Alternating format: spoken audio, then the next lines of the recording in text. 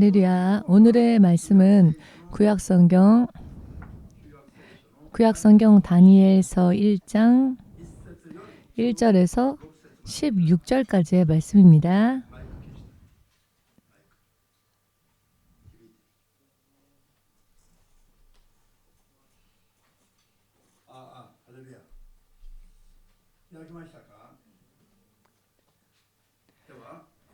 자, 소리 내어서 읽겠습니다. 다니엘서 1장 1절. 유다 왕 여호야김이 위에 있은 지 3년에 바벨론 왕 느부갓네살이 예루살렘에 이르러 그것을 에워쌌더니 주께서 유다 왕 여호야김과 하나님의 전 기구 얼마를 그의 손에 붙이심에 그가 그것을 가지고 신할 땅 자기 신의 묘에 이르러 그 신의 보고에 두었더라. 왕이 환관장 아스부나스에게 명하여 이스라엘 자손 중에서 왕족과 귀족의 몇 사람 곧 흠이 없고 아름다우며 모든 재주를 통달하며 지식이 구비하며 학문에 익숙하여 왕궁에 모실 만한 소년을 데려오게 하였고 그들에게 갈대아 사람의 학문과 방언을 가르치게 하였고 또 왕이 지정하여 자기의 진미와 자기의 마시는 포도주에서 그들의 날마다 쓸 것을 주어 3년을 기르게 하였으니 이는 그 후에 그들로 왕의 앞에 모셔 서게 하려 함이었더라. 그들 중에 유다 자손 곧 다니엘과 하나니와 마살과 아사랴가 있었더니 환관장이 그들의 이름을 고쳐 다니엘은 벨드사살이라 하고 하나냐는 사드락이라 하고 미사엘은 메삭이라 하고 아사랴는 아벳느고라 하였더라. 다니엘은 뜻을 정하여 왕의 진미와 그의 마시는 포도주로 자기를 더럽히지 아니하리라 하고 자기를 더럽히지 않게 하기를 환관장에게 구하니 하나님이 다니엘로 환관장에게 은혜와 긍휼을 얻게 하신지라. 환관장이 다니엘에게 이르되 내가 내 주 왕을 두려워하노라. 그가 너희 먹을 것과 너희 마실 것을 지정하셨거늘 너희의 얼굴이 초췌하여 동무 소년들만 못한 것을 그로 보시게 할 것이 무엇이냐. 그렇게 되면 너희 까닭에 내 머리가 왕 앞에서 위태하게 되리라 하니라. 환관장이 세워 다니엘과 하나냐와 미사엘과 아사랴를 감독하게 한 자에게 다니엘이 말하되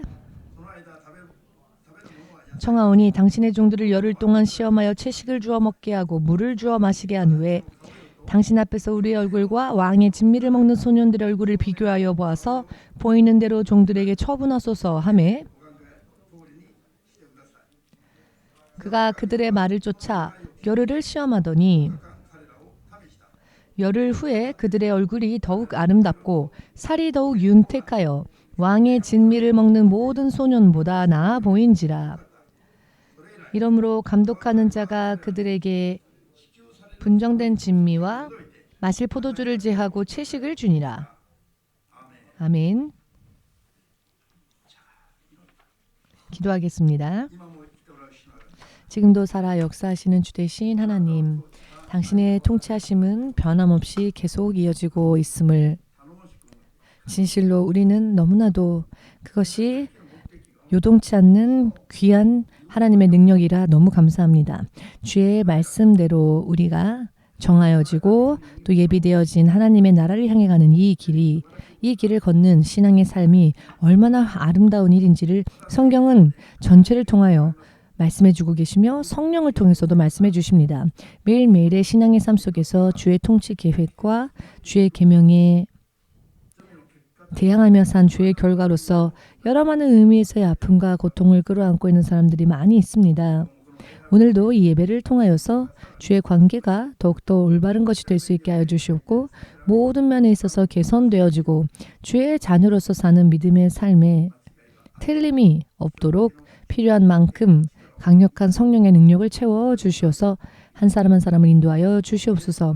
예수 그리스도의 거룩하신 이름으로 기도하옵나이다. 아멘.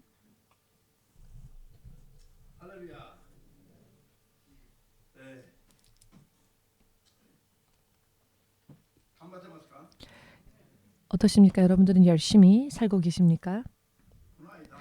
지난번에 우리 서전도사님의 언니가 소천하였죠.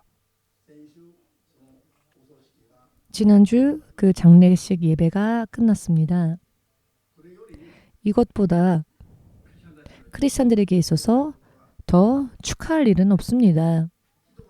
사람이 태어난 목적은 하나님의 자녀가 되기 위함입니다. 또한 하나님 나라를 상속받아 영원히 살기 위해서 이것이 목적이며 사람은 이 목적으로 또 태어나서 실제적으로 그렇게 살아야 합니다마는 이 목적대로의 인생을 달성하지 못한 채 떨어지는 사람들이 비교도 할 수 없을 정도로 더 많이 있다는 사실은 우리가 심히 한탄해야 할 사실이기도 합니다. 그 가운데에서 확실하게 천국으로 부름받았다. 이렇게 확인할 수 있는 놀라운 간증이 있는 이와 같은 믿음의 마지막 모습을 보이고 하늘로 갔다고 한다면 이것보다 우리에게 있어서 더 안심이 되어지고 또한 더 축하해야 할 일은 없을 것입니다. 남아있는 자들도 부름받은 자들도 모두가 춤추며 기뻐 뛰어야 할 이야기인 것입니다. 일본의 장례식장에 가면 대체적으로 흑백의 색깔로 장식을 하지요. 예를 들면 크리스찬들의 장례식이라 할지라도 대체적으로 그렇다라고 하는 이야기를 들었는데요. 그러나 우리는 이 아름다운 꽃으로서 장식합니다. 저런 어두운 분위기를 연출해서는 안 되기 때문입니다. 최고로 기뻐 춤추며 축하해야 할 그와 같은 분위기를 만드는 것이 더 좋습니다. 만들려고 해도 만들 수 없는 이 영광스러운 순간을 우리는 세상에 있는 것으로서는 연출할 수 없지요. 할 수만 있거든 이렇게 밝은 이렇게 아름답고 또 선명한 꽃으로서 또 장식한다고 하는 것은 정말 축하할 일이 일어났기 때문인 것이죠. 오늘의 간증은 이 장례식 동안에 이 장례식 전날이 바로 주일이었습니다. 주일이기 때문에 거의 대부분의 친족들이 믿지 않는 불신자들이었습니다. 그래서 이 친척들이 모여서 지금 상중인데 상주가 그 자리를 비워서는 안 된다. 그러니 예배드리러 절대 가지 말라. 라고 맹렬한 반대가 일어났답니다. 아버지와 남은 두 딸들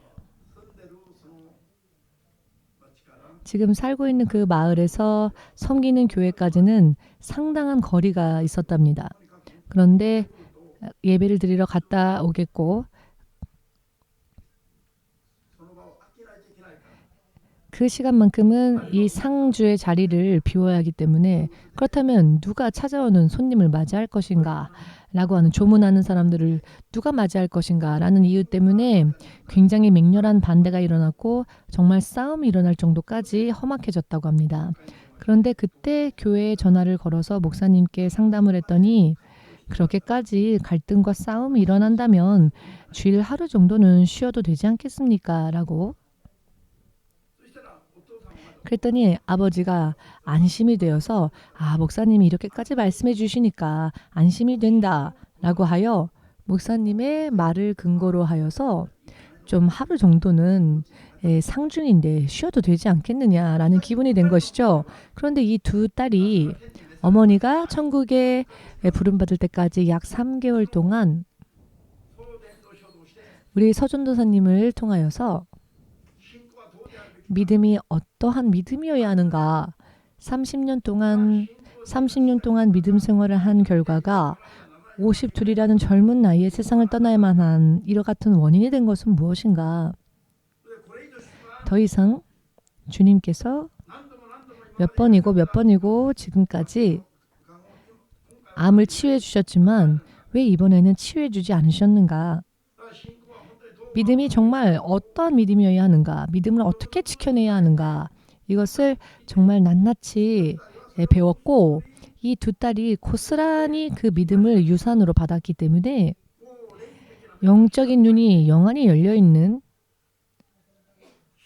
상태였기 때문에 친척들이 반대한다고 해서 자신들의 믿음을 굽힐 수는 없다. 이것은 정말 상식적인 가르침으로 이 두 딸들에게는 되어 있는 것입니다. 그래서 목사님이 쉬어도 된다라고, 그 교회에 담임 목사님이 쉬어도 된다라고 하여도 오히려 지금은 그런 가르침을 이해하지 못하게 되어서 좀 이상하다. 무슨 일이 있을 때마다 반발이나 싸움이 일어나면 그럼 주일 예배 쉬어도 되는가?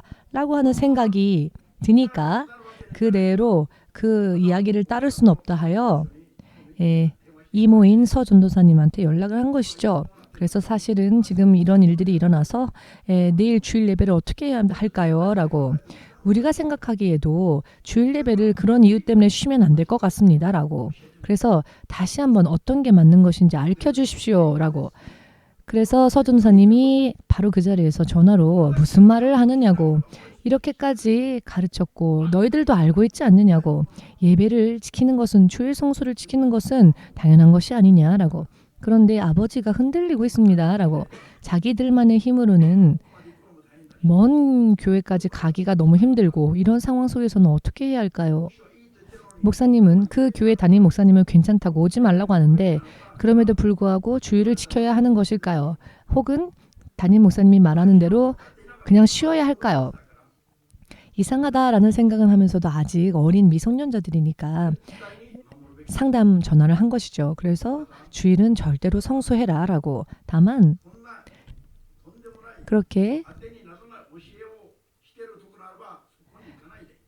그런 말이 안 되는 가르침을 하는 교회라면 그 교회를 가지 말고 가까이 있는 교회를 찾아서 예배를 드리라고.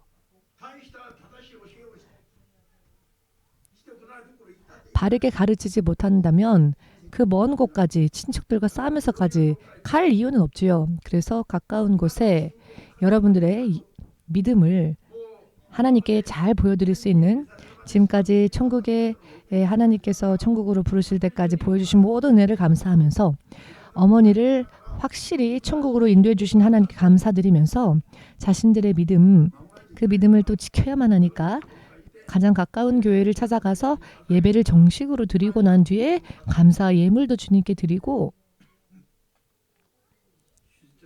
주일 예배를 성실하게 주일 예배 성수해라 라고 말을 한 것이죠. 어차피 가르침이 잘못되어 있는 가르침이라면은 그 교회를 고집할 필요는 없지 않습니까? 무슨 의미인지 이해가 되시는지요? 교회는 어찌하여 교회를 다녀야만 할까요? 교회가 세상 사람들의 죄를 회개로 인도하여 하나님께 청종하는 믿음으로써 하나님 나라를 상속받을 수 있도록 가르쳐야만 할 곳이기 때문에 교회에 출석하여 믿음 생활을 온전히 해야 하는 것이죠. 아멘 되십니까? 그렇지만 만일 잘못된 부분이 있다면 더 이상 그곳에 고집할 이유는 없지요.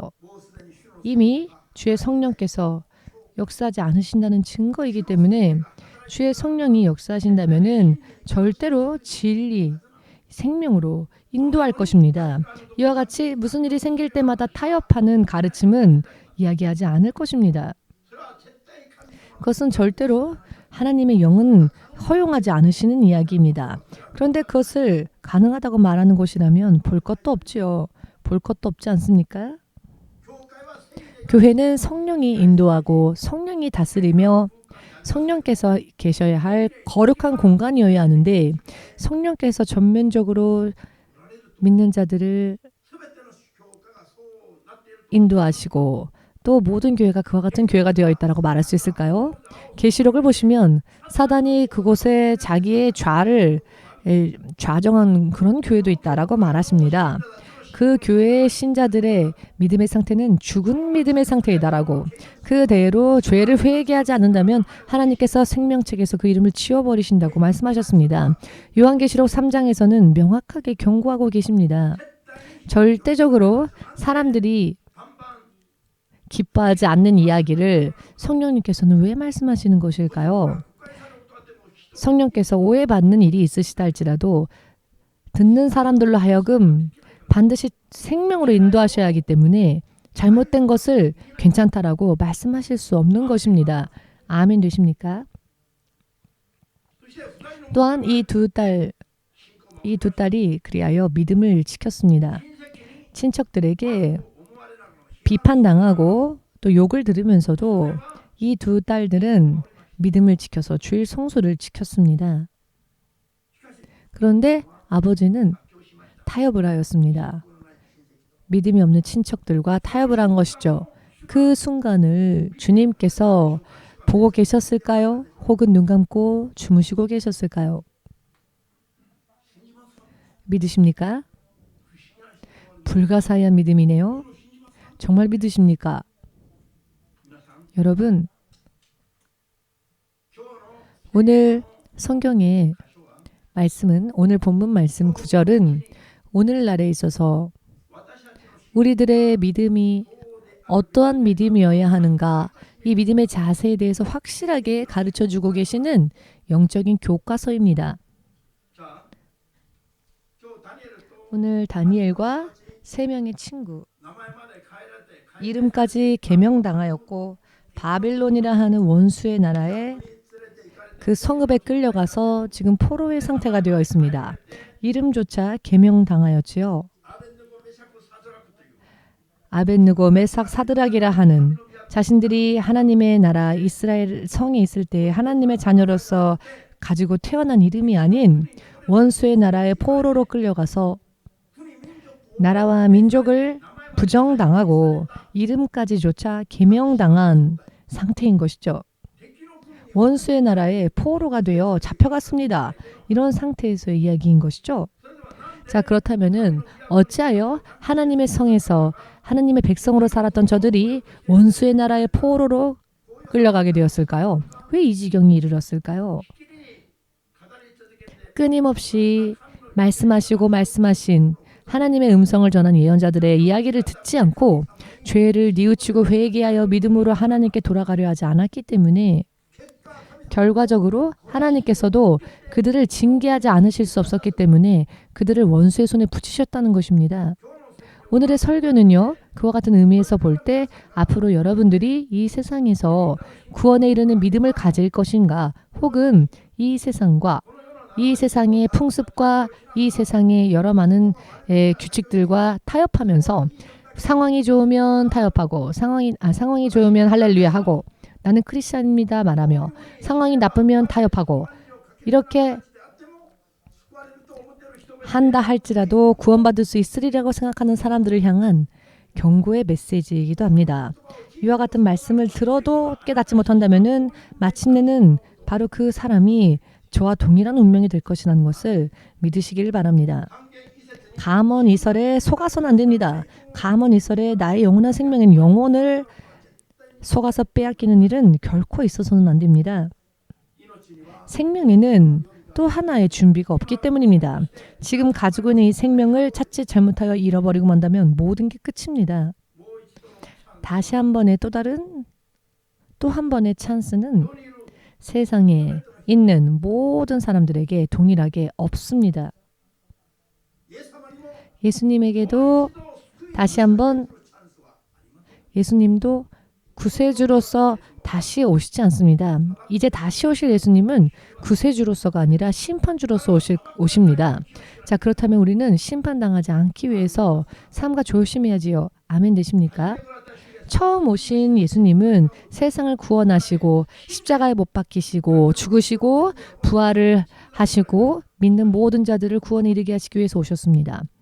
그러나 다시 오실, 이 세상에 다시 임하실 예수님은 이제는 모든 결과를 심판하시고 어떤 이는 지옥의 불 속에 영원토록, 어떤 이는 하나님 나라에 영원히 인도하셔서 하나님의 자녀로서 또 인도하시기 위하여 이제는 심판주로서 다시 이 땅에 오십니다. 재림주 예수님은 심판의 주님으로 오십니다. 지금 일하는 이 때에 믿음 생활을 정말로 너무 사람들이 막연히 적당히 생각을 하는데요. 왜 오늘 이 바빌론에서 이 소년들의 운명이 이렇게 되었습니까? 생각해 보십시오. 저들은 예언자들을 통하여 하나님께서 이스라엘 백성에게 회개를 촉구하셨지만 평화를 말하는 거짓 평화만 전하는 거짓 예언자들의 귀에 듣기에 좋은 이야기들에만 마음을 빼앗기고 괜찮겠지, 괜찮아, 안일하게 대응한 결과 마침내는 이와 같은 운명으로 떨어지고 말았다는 것입니다. 하나님의 성 예루살렘에서의 이야기가 아니라 지금 일어난 일은 징계 단계에 들어가게 된 원수의 나라의 한 복판에서 지금 일어나고 있는 상황에 대해 성경은 말씀하고 계십니다. 여러분들이 이와 같은 입장에 처해 있다면 진실로 어떠한 믿음 생활을 해야 할 것인지 사실 가르칠 것도 없습니다. 물에 빠져 있는 자 혹은 불 속에 화재에 휩싸인 자 저들에게 물어보면 압니다. 지금 당신을 우리가 어떻게 해주어야 할까요? 라고 물어볼 것도 없지요. 물에 빠진 자는 지푸라기라도 잡고 싶은 심정으로 건져냄을 받기를 원합니다. 앞으로 지금 당신을 꺼내서 당신을 인도해도 될까요? 안 될까요? 라고 물어볼 것도 없지요. 물에 떠내려가는 자에게. 불 속에 불길에 휩싸여 있는 사람을 보고 혹시 괜찮다면 제가 당신 집 문을 열고 당신을 바깥으로 구출해도 될까요?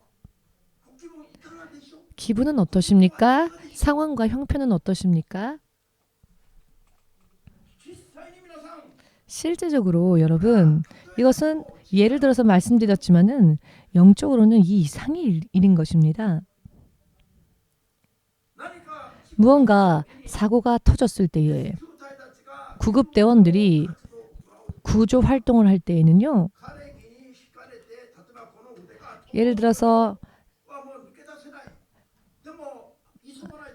들어 나무가 쓰러졌는데 어떤 사람의 팔이 그 나무에 깔렸다 합시다. 그러면은 구조하는 사람들은 어떻게 하냐면 이 팔을 어찌하여도 꺼낼 수 없다 상황이 판단되어지면 그러나 그래도 이 사람을 그냥 내버려 둘 수 없기 때문에 왜냐하면 내버려 두면 죽어버리기 때문에 그 팔을 잘라서라도 그 사람을 구출해냅니다. 어딘가 완전히 깔려버렸다. 더 이상 끄집어낼 수가 없다 한다면 주저하지 않고 그 팔이나 혹은 다리를 잘라서라도 그 사람을 끄집어내서 살려야 합니다. 이것은 당연한 이야기이지요.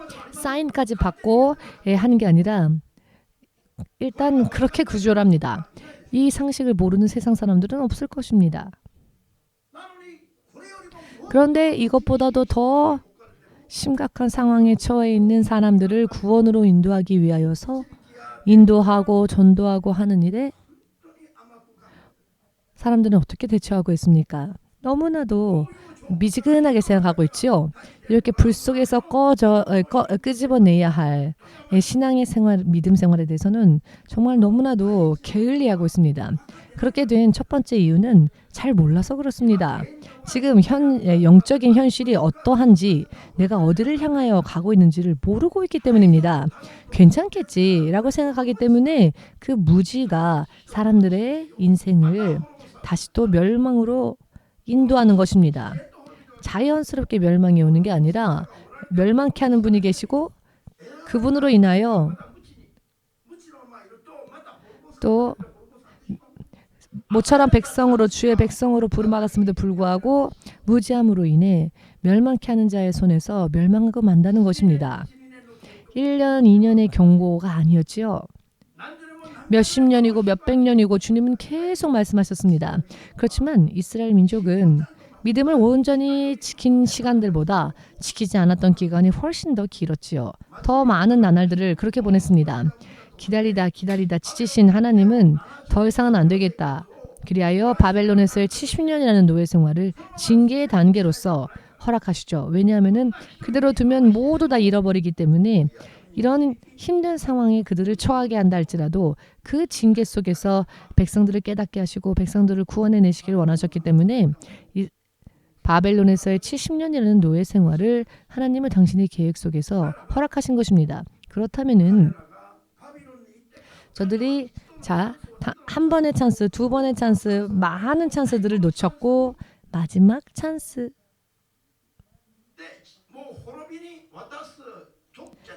멸망에 이르기 바로 전 직전의 단계로서 바벨론으로 끌려간 것입니다. 이제는 더 이상 마지막이 없습니다. 저들의 믿음은 배 수준을 쳐야만 하는 믿음이 안 되면은 더 이상 희망이 없는 것이죠. 더 이상 뒤로 물러설 곳이 없습니다. 이제는 아슬아슬한 마지막까지 도달하였고 이것이 마지막 찬스가 되어 불 속을 겨우 통과하여 구원을 얻는 것과 같은 이런 불 속에서의 징계, 이 불을 겨우겨우 지나가서 구원을 겨우겨우 얻는 이런 단계가 바로 이스라엘 백성들이 바벨론에서 70년 동안 노예 생활을 하던 때였습니다. 지금 예수님이 다시 재림하실 때 그때 휴거하지 못하는 사람들은 그 후에 또 불 속을 겨우 통과해서 겨우겨우 구원받는 자들이 앞으로도 있을 것입니다. 주의 구원이 이렇게 단계적으로 이루어진다는 것을 믿으시기를 이제 앞으로 임하게 될 7년 대환란은 바벨론에서의 70년의 환난과는 비교도 안 될 정도로 더더욱 밀도가 높고 더 강하고 더 두렵고 더 견딜 수 없는 자살을 하는 자들이 나오고 아침에 일어나면 언제 밤이 될까? 밤이 되면 언제 아침이 될까? 지금 이 순간을 견딜 수가 없기 때문에 그 다음 순간을 계속 바라기만 한다는 것입니다. 그렇지만 생각대로 되질 않으니까 자살을 꾀하는 자들도 나온다는 것입니다. 그러나 지나가야 할 징계의 단계이기 때문에 불 속을 겨우 통과하는 듯한 모습으로라도 구원받아야 하기 때문에 주님께서는 자살을 꾀하는 자가 있다 할지라도 죽음의 권세를 멀리 피하게 하사 죽는 일이 없답니다. 그러니 이렇게 심장을 끌어안고 죽고자 소망하나 죽음이 저들을 피해가는 이런 환난의 때가 온답니다. 할렐루야. 그렇기 때문에 이제 코로나라는 이 시련 속에서 주님이 이렇게 경고하셔도 더 이상 깨닫지 못한다면 그 다음 단계는 뭐 눈에 보이지 않습니까? 주 예수가 다시 오실 그 순간까지 이 공중 재림 전에 일어나게 될 전조, 징조들은 2005년도부터 벌써 시작되었다는 것을 믿으신다면 아멘으로 주님께 영광 돌리시길 바랍니다. 그리하여 앞으로 여러분들의 운명이 어떻게 될 것인가에 대해서는 오늘부터 내가 어떤 믿음 생활을 사느냐에 따라 좌지우지될 것입니다. 이미 공중재림이 일어나기 전에 이 땅에 일어나게 될 마지막 징조들이 벌써 이미 온 세상 여기저기에서 일어나고 있지요. 2005년부터 확실하게 드러나고 있고 벌써 17년이 지났네요. 앞으로 몇 년 남았는지 우리는 모릅니다. 앞으로 몇 년 남았는지. 그러나 남아있는 그 시간들은 마지막 영혼의 출수의 때이죠. 이 모든 게 다 끝나면 예수께서 공중에 임하실 것입니다만 그렇기 때문에 지금까지 17년보다도 앞으로 공중 재림이 임할 때까지의 시간들이 더 여러 많은 천재지변들이 일어날 겁니다. 그 강도가 더 강하게 될 것입니다. 더 심각한 상황이 온 세상에 임하게 될 것입니다만은 코로나 정도의 이 경도의 시련으로 믿음이 흔들릴 정도라면은 앞으로의 시대는 볼 것도 없지요. 어디까지 가면 깨달을지 알 수 없는 그런 믿음을 가진 사람들, 오늘이 운명을 바꾸는 날이 되길 원합니다. 이와 같은 시대적인 흐름과 관점에서 말씀드린다면은 오늘 다니엘의 1장은 굉장히 우리에게 있어서 정말 커다란 자극이 되어야만 합니다. 오늘의 다니엘 그리고 3명의 친구 사드락과 메삭과 아벳느고가 처해 있는 상황은 경고의 상황을 이미 초월하여 징계 단계로 들어가게 된 상황 속에서의 일이지요. 이 상황을 절대로 여러분 기억하시기를 바랍니다. 여러분 믿음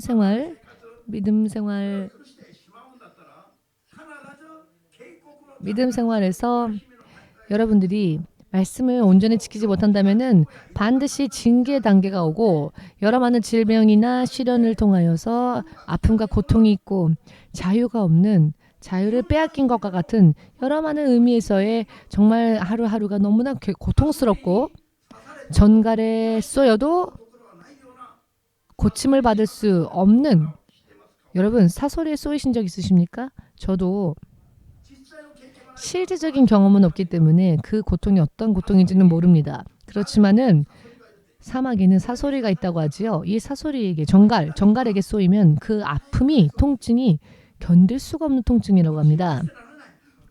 가만히 있을 수가 없답니다. 너무 아파서. 거기까지 가보겠다고 생각하는 사람은 지금 이때 연습을 해 보십시오. 나는 정갈에게 쏘이는 데까지도 가보고 싶다라고 생각하는 사람이 있다면 지금 준비를 미리 해놔야 할 것입니다. 견딜 수 있는 진실로 육신에 임하는 그 통증이 그 자극이 그 통증이 온 몸에 통증이 임할 때에 견딜 수 없는 아픔이 온답니다. 이 통증이 정갈에게 쏘인 통증이라고 하는데요.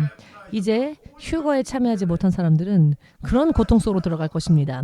그렇기 때문에 죽음을 꾀하죠. 자살을 꾀합니다. 왜냐하면은 단 한순간도 더 이상 견딜 수가 없기 때문에. 그렇지만 죽으려고 하여도 머리가 깨졌는데 심장이 튀쳐나갔는데 그러나 죽지를 않는답니다. 왜냐하면은 하나님께서는 반드시 죄의 결과로서 징계를 받아야 할 때는 받아야 하기 때문에 죽음을 피해가게 하신답니다. 예언자들을 통하여서 말하는 자들을 통하여서 여러 많은 경고의 말씀을 주셨음에도 불구하고 그 말씀을 받지 못하고 회개하지 않고 하나님께 돌아서지 않은 자들은 그 결과 고통 속을 돌아야만 합니다. 이것이 7년 대환란 중 후 3년 반이라는 것을 꿈속에서라도 잊어버리지 마시기를 예수님의 이름으로 축복합니다. 이 기간이 지나면 설령 크리스찬이었다 할지라도 더 이상 나는 성도이다, 나는 교회이다 라고 말한다 할지라도 666을 찍게 만드는 사탄 정부의 시대에 들어가게 될 것입니다. 그렇게 되면 후 3년 반은 구원을 받을 만한 사람이 한 명도 없을 겁니다. 왜냐하면 완전히 사탄이 지배하는 정부가 들어서기 때문입니다. 아멘 되십니까? 이것은 징계 이후에 완전히 주께서 포기하신 상태가 되는 것이죠. 그리고 이 세상에서 육신을 가지고 겪게 될 모든 고통을 받고 구원의 희망이 완전히 제로인 상태에서 고통을 받는 단계. 그게 3년 반, 7년 대환란 중 3년 반이죠. 이것을 확실하게 분별하셔서 어떤 일이 있다 할지라도 공중재림 때에 만일 참여하지 못하게 된다면은 전 7년 대환란 중 전 3년 반만이라도 반드시 구원을 받을 수 있도록 목숨 걸고 때와 시기를 분별하고 하지 않으면은 사람으로 차라리 태어나지 않는 게 그 사람에게 더 나았을 뻔한 그런 일이 될 것입니다. 이런 의미에서 오늘의 이야기, 오늘의 본문 말씀은 이미 사람들의 인생에 바벨론과 같은 문제들이 터질 때에 어떻게 대처해야 하는가 여기에 초점을 두어야 합니다. 바벨론에 왜 끌려갔습니까? 죄를 회개하여 하나님께 청종하는 믿음으로 돌아오라 라고 예언자들을 통하여서 너무나도 많이 말씀해 주셨음에도 불구하고 그 말씀을 받아들여 하나님의 거룩한 자로 성화되어지고 거듭나려고 하지 않았던 자들이 결과적으로는 징계 단계에 보내짐을 받아 그 징계 단계를 거쳐가며 마지막 이삭 줍는 7년 대환란 중 후 3년 반을 상징하는 기관과 같은 기관으로서 이스라엘 백성에게 주어졌던 것이 이 바벨론에서의 70년이라는 시간이었습니다. 이해되십니까? 자, 그렇다면은 이 상황 속에서는 어떠한 믿음을 가져야 할까요? 그 믿음이 어떠해야 하는지에 대해서 오늘 다니엘과 이 세 친구를 통해 앞으로 그들이 또 어떠한 믿음을 계속 보였는지를 보면 마지막에 갔다 할지라도 7년 대환란에 갔다 할지라도 구원받을 수 있는 모범이 됩니다. 그리고 지금 먼저 이 세상을 살면서 여러 많은 일들이 일어날 때에 우리가 반드시 남겨지지 아니하고 버려지지 아니하고 구원받기 위하여서는 어떠한 믿음을 가지고 살아야 하느냐? 이것은 오늘의 설교의 줄거리가 됩니다. 아멘 되십니까? 잘 들으시고 그렇기 때문에 지금 이 코로나라는 시련을 통과하면서 믿음을 지키지 못한 자들은 앞으로 실제적으로 휴거에는 참여하지 못할 것입니다. 그리고 환란 속에 들어가겠죠. 그런데 환란에 들어가면 지금 코로나라는 시련을 통해서도 이 조그만 시련을 통해서도 믿음을 지키지 못한 자들이 환란 속에서 어떻게 믿음을 지킬까요? 환란 속에 들어간다면 그렇다면 어떻게 저들이 살아남아야 마지막 찬스를 놓치지 않을까요? 사드락과 메삭과 아벳느고가 풀물 속으로 들어가도 믿음을 지킨 것과 같은 그와 같은 믿음의 모습을 보여야 합니다. 다니엘이 사자 동굴에 던져졌지만 사자 동굴 속에서도 보호하심을 입고 건져내심을 받았죠. 사자 동굴에 던져질 것이라는 것을 알면서도 그는 신앙을 타협하지 않았습니다. 믿음을 굽히지 않았던 그 다니엘의 믿음을 우리가 지금 이때 본받아 가야 합니다. 그렇지 않으면 늦어버리게 될 것입니다. 아멘 되십니까? 그렇기 때문에 굉장히 중요한 것은 오늘 이 다니엘과 세 친구들 저들은 이스라엘의 소년들이었죠. 저들이 지금 바벨론에서 믿음을 지키려고 하는 모습이 성경에 기록되어져 있는데요. 바벨론은 어디입니까? 하나님의 성 이스라엘에서 예루살렘에서 내쫓겨난 자들이 원수의 수중에 잡힌 그런 이야기인 것이죠. 아멘 되십니까? 휴거에 참여하지 못한 자들이 들어가게 될 환란을 상징하는 시대라고도 말할 수 있습니다. 여러분들이 이와 같이 다니엘처럼 믿음을 지키지 않는다면 구원은 영원히 멀어지게 될 것입니다.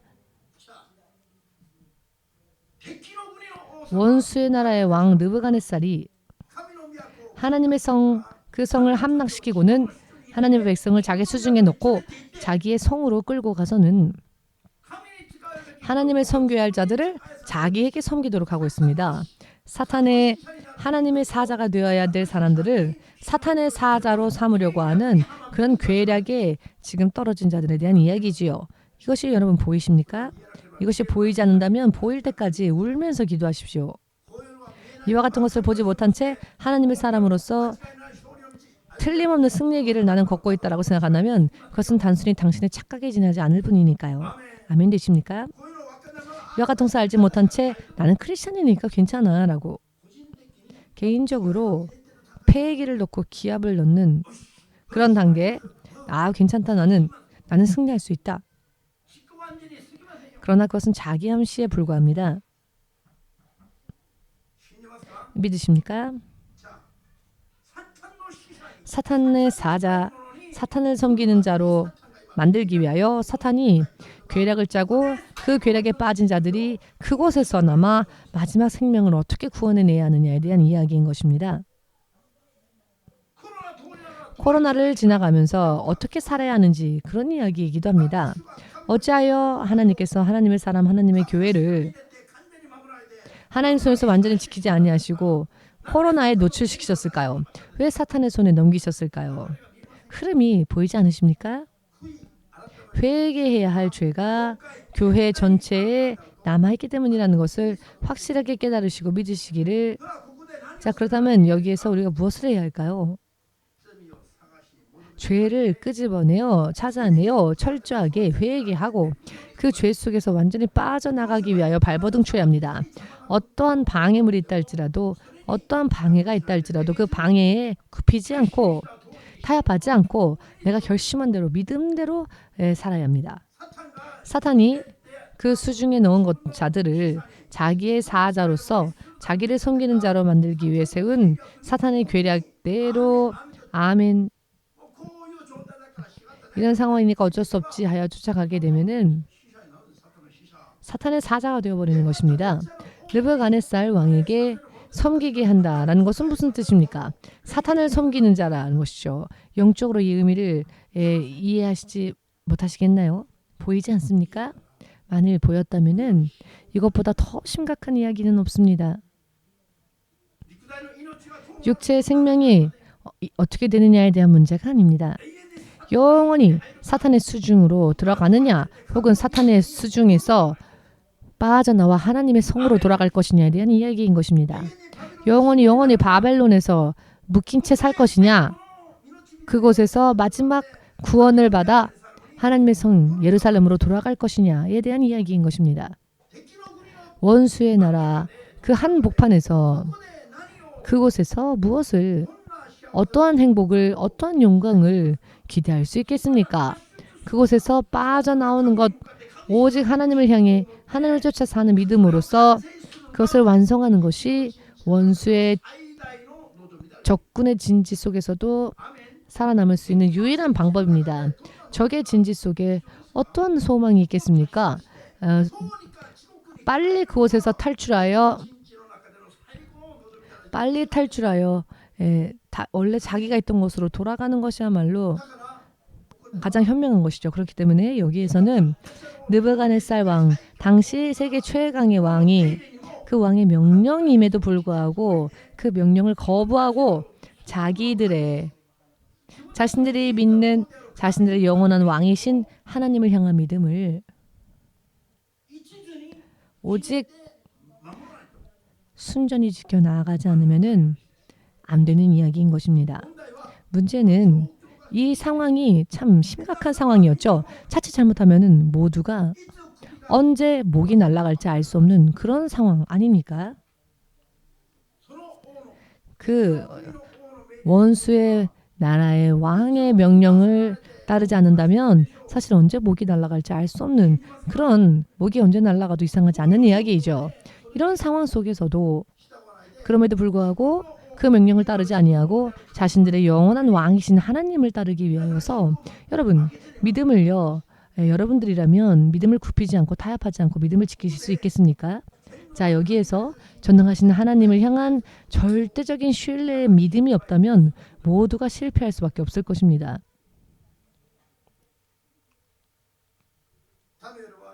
다니엘은 이 환관장에게 청합니다. 열흘 동안 우리를 시험해 보십시오라고.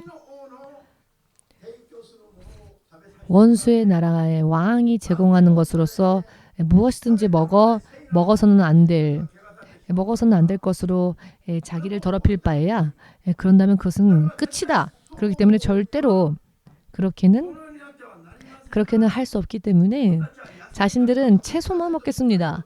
우리는 채소와 물만 먹게 해주십시오라고 부탁을 합니다. 우리는 고기를 먹고 고기로서 자신들을 더럽히지 않을 것입니다라고. 다만 열흘 동안 우리를 시험하여서 왕의 명령대로 먹는 자들의 얼굴빛과 채소와 물만 먹는 우리들의 얼굴빛을 비교하여 그 후에 판단해 주십시오라고. 이와 같이 확신이 있었습니다. 열흘 후에는 자신들이 오히려 반드시 승리할 수 있을 것이다라는 확신을 다니엘과 세 친구는 가지고 있는 것이죠.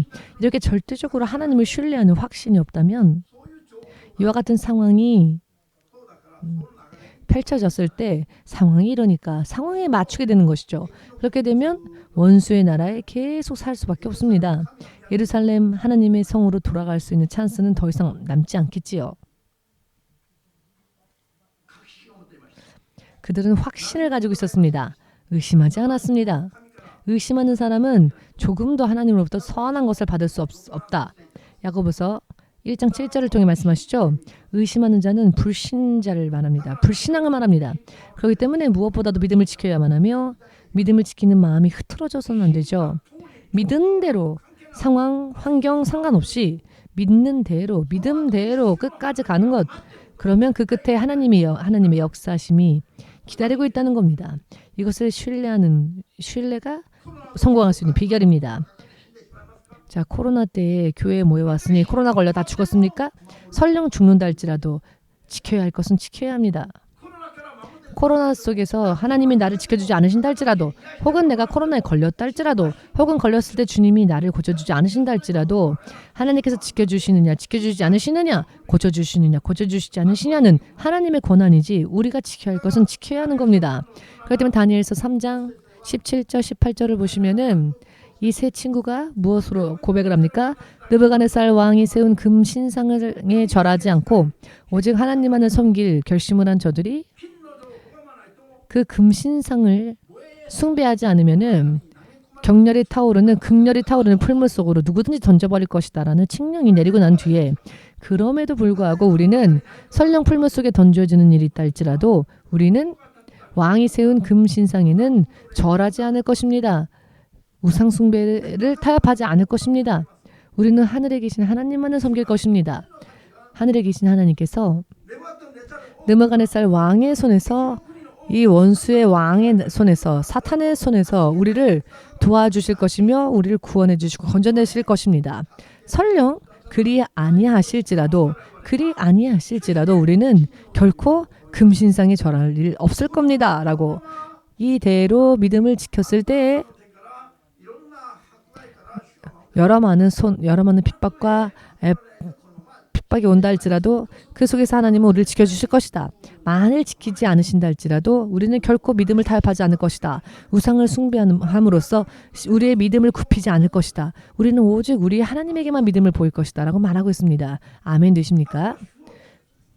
그 후는 주께서 절대적으로 지금 지켜주시지 않으신다면 더 좋은 길을 예비해 주실 것이며 이 상황 속에서 주님은 지켜주실 것이지만 무슨 일이 있다 할지라도 주님은 우리를 지켜주신다. 다만 어느 단계에서 지켜주시느냐는 주의 판단일 뿐이죠.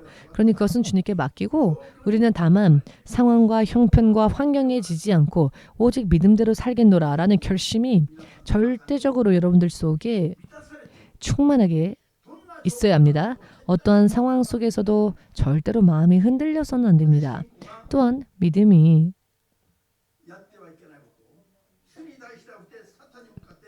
주님께 향한 것이 아니라 사탄을 향한 것이라면 행해서는 안 됩니다. 대체적으로 한 번 정도는 괜찮겠지라고 생각한 사람이 있는데요. 그 한 번이 마지막으로 연결됩니다. 할렐루야. 저들은 바벨론 땅에 있으면서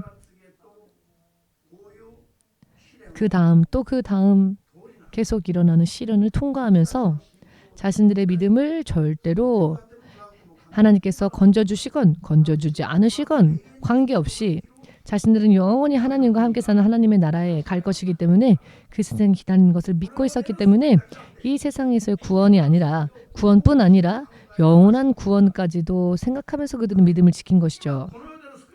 지금 이 땅에서의 구원은 무엇입니까? 느부갓네살 왕의 손에서 건져내 주시는 것이죠. 그것이 이 세상에서의 구원일 것입니다. 그러나 그것이 없어 그대로 죽는 일이 있다 할지라도 순교한다 할지라도 하나님의 영원한 나라에 우리를 인도해 주실 것이기 때문에 그 영원한 구원이 있기 때문에 영원한 구원에 대해서도 그들은 동시에 생각했던 것입니다. 다니엘과 이 세 친구는 이 세상에서의 구원뿐만 아니라 설령 순교의 길을 걸어야 한다 할지라도 그 후에 영원한 나라가 있기 때문에 그 연장선에 서서 이 영원한 구원 생각했던 것이죠. 그런데 영원한 구원을 생각하지 않기 때문에 눈앞의 것만 생각하기 때문에 세상의 크리스천들이 무슨 일만 터지면 그것 때문에 지는 겁니다. 내가 혹시 여기서 하나님이 날 도와주지 않으시면 어떡하지? 내가 죽을까? 아직도 죽음이 두렵습니다. 왜? 천국 갈 준비가 되어 있지 않으니까. 천국 갈 준비가 되어 있지 않은 사람들의 마음속에 휴거 때에 하나님의 나팔 소리와 천사장의 호령 소리가 들리겠습니까? 확신이 없는 자에게 들릴 리가 없지요. 나팔 소리와 천사장의 호령 소리는 영적으로 준비가 되어진 자들에게만 들려오는 소리입니다.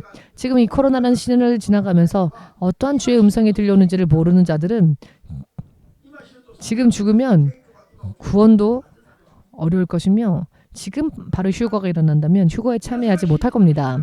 여러분들이 믿건 믿지 않건 EMC 교회 연합은 이 대회로 끝까지 갈 것입니다. 제가 살아있는 동안에 거의 이런 말씀들이 거의 실현되어지겠죠. 여러분들이 믿는 게 여러분들에게 유익할 것입니다. 저는 믿고 있습니다. 그리고 저만 믿고 저만 준비하는 게 아니라 공공연히 여러분들에게 선언하면서 제가 믿고 있는 것을 여러분들에게 전하고 있습니다. 이것이 거짓말이라면 저의 목사라는 운명은 어떻게 될까요? 거짓말쟁이 목사가 되겠죠. 모든 것을 걸고서가 아니고서야 아무렇지도 않게 말할 수 있는 이야기가 아닙니다. 그러나 그런 이야기를 제가 지금 드리고 있는 것입니다. 왜냐하면은 저는 믿고 있기 때문입니다. 그렇게 될 것이기 때문입니다.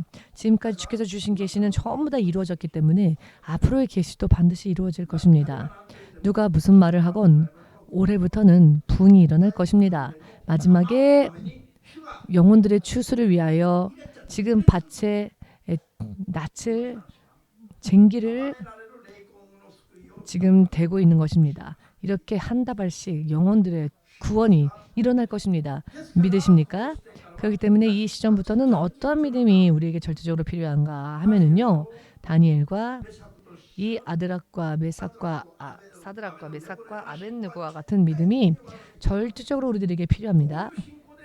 이와 같은 믿음, 타협하지 않는 믿음으로 내 믿음을 지키지 않으면은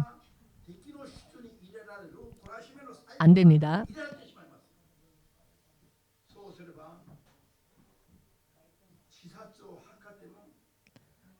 이러한 믿음을 지키지 않으면은 마지막 고통의 때에는 죽음을 원하여도 죽음이 피해가고 이 징계와 고난의 순간 속에서 마치 불속을 겨우 통과하듯이 통과하여 생명을 얻어야만 하는데요. 이 징계는 그래도 마지막 생명의 찬스를 주시기 위한 징계는 그래도 아직 찬스가 있다는 겁니다. 7년 대환란 중 전 3년 반은 그래도 찬스가 있다는 것입니다. 그 후인 후 3년 반은 죄의 결과로 인해 형벌을 받는 시기이기 때문에 구원이 없습니다. 구원이 사라지는 시점이 666을 인치는 7년 대환란 중 후 3년 반의 출발점이 된다는 것을 확실하게 믿으셔서 지금 어떤 사람은 코로나 백신이 666이다 이러쿵 저러쿵 하는 사람들의 말에 속아서 현혹되어 하나밖에 없는 자기 생명을 어이없게 빼앗기는 자가 없으시기를 주 예수의 이름으로 축복합니다. 아직은 주의 성령께서 마지막 영혼들의 추수를 위하여 여기저기 이곳저곳에서 뜨겁게 역사하시는 때입니다. 지금 우리가 열심을 다하면 충분히 우리는 괜찮습니다. 그러니 지금 이 때를 열심히 살아야 합니다. 그러나 이 때를 놓치면은 징계 속에 들어갈 수밖에 없을 것입니다. 믿으십니까? 징계 속에 들어가서 7년 대환란을 겪는 자들은 아마 제가 그때 전했던 이야기를 떠올리겠죠. 그때 그 말씀이 정말 실현되어졌네 라고. 그렇게 생각하는 사람이 있다면은 그럴 사람이 있다면 지금 그 사람이 들었으면 좋겠습니다. 7년 대환란 중에도 아직 마지막 찬스는 있기 때문에 목이 날아가는 한이 있달지라도 믿음을 온전히 지켜서 하나님의 두 증인이 전하는 작은 두루마기 이런 성경은 더 이상 사용할 수 없고 더 이상 공부할 수 있는 여유도 없고 전할 수 있는 여유도 없어서 일일이 성경을 읽으면서 지킬 수 있는 그런 여유가 없는, 그렇기 때문에 단순히 예를 들어 십계명처럼 정말 짧게 목숨 걸고 지켜야만 할 새로운 계명을 이렇게 편지처럼 두루마기니까요. 두루마기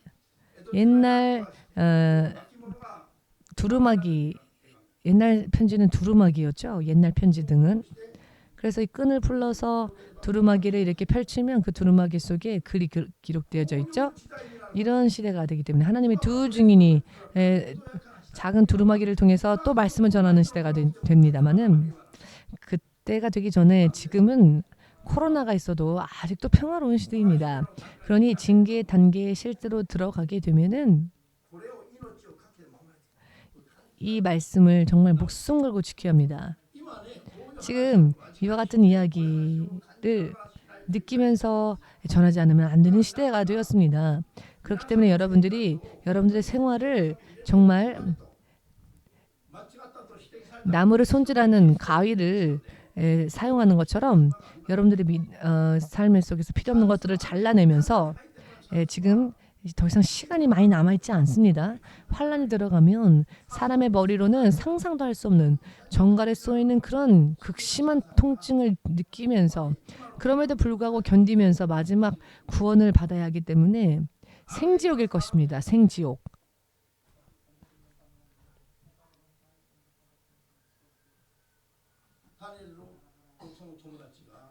다니엘과 그 세 친구가 바벨론에서의 자기들의 운명을 진실로 처음부터 어떻게 살면 자기들이 그 안에서도 승리할 수 있을까? 저들은 죽으면 죽으리라는 각오로 임했습니다. 왕에게 들통나면, 왕에게 들키면 자기들의 목이 어떻게 될지 그 정도는 알았겠지요. 자신들의 조국 예루살렘에 이스라엘을 함락시킨 왕에게 끌려온 자신들의 입장은 노예이죠. 포로입니다. 꿈속에서라도 잊을 수 있겠습니까? 그렇기 때문에 저들은 이제 더 이상은 없다. 이제 더 이상은 물러설 곳이 없다. 이제 더 이상은 정말 지금 이때 믿음을 지키지 않으면은 완전히 하나님으로부터 아웃이 되어버린다라는 위기감을 가지고 있었을 겁니다. 그것을 알고 있었기 때문에 저들은 진실로 하나님을 향한 믿음을 끝까지 똑바로 지키고자 결심을 하였고 또 결심한 대로 살았습니다. 그리하였더니 결과는 어떻게 되었습니까? 결과는 열흘 후에 보았더니 이 소년들, 다른 소년들의 얼굴보다 하나님의 사람이었던 다니엘과 사드락과 메삭과 아벳느고의 얼굴색이 훨씬 더 혈색이 좋았다는 겁니다. 아름답고 정말 할렐루야 아닙니까? 저들의 하나님은 살아계시니까요. 그러니 우리가 찬양하지 않을 수 없죠. 여러분들의 하나님도 살아계십니다. 앞으로라도 믿음을 굳건히 지키시기 바랍니다. 코로나로 다시 한번 말씀드리겠지만 코로나라고 해서 예배 출석 안 하고 뒤로 침륜에 빠지는 사람들은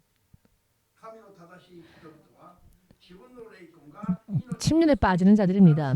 하나님의 의인은 침륜에 빠지지 않는 자들입니다. 믿음을 지키는 자들입니다. 히브리서 10장 말씀을 믿으신다면 마지막으로 아멘으로 주님께 영광을 돌리시기 바랍니다. 죽을 것 같고 이거를 내가 타협하지 않고 지키려고 하면 정말 죽을 것 같은 때가 있다 할지라도 그러나 믿음을 지키면 그 다음 단계에서 믿음을 보시는 하나님이 불 속에서라도 건져내실 수 있고 사자동굴 속에서라도 건져내실 수 있으며 어떤 이는 심장이 멈췄음에도 불구하고 돌아오라 라고 하니 돌아오는 자도 있고 할렐루야. 사람은 할 수 없으나 예수 그리스도에게는 가능한 일입니다. 절대로 믿으셔서 어떤 일이 있다 할지라도 믿음만큼은 굴하지 마시고 목숨을 걸어야 하는 일이 있다 할지라도 영혼을 잃어버리면 안 되기 때문에 영혼을 얻기 위하여 지금 있는 이 생명을 버리는 한이 있다 할지라도 절대 굽히지 않는 타협하지 않는 믿음의 서시기를 마지막으로 주 예수 이름으로 축복합니다. 아멘. 예수여 삼창으로 함께 기도하겠습니다.